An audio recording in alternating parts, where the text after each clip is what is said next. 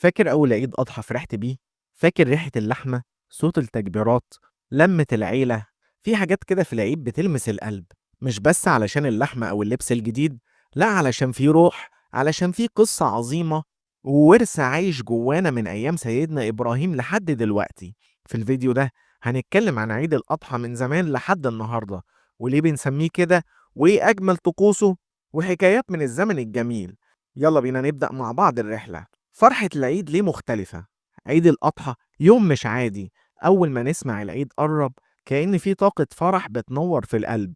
بنستناه من السنة للسنة، مش بس علشان اللحمة والعيدية، لكن علشان الإحساس الجماعي بالفرحة، التكبيرات، صلاة العيد، صوت الناس في الشوارع، الولاد بالجلاليب الجديدة، البنات بالفساتين. ده يوم بيحسسك إن الدنيا لسه بخير. العيد مش لحمة وبس، في ناس كتير بتختصر العيد في الفتة والكوارع،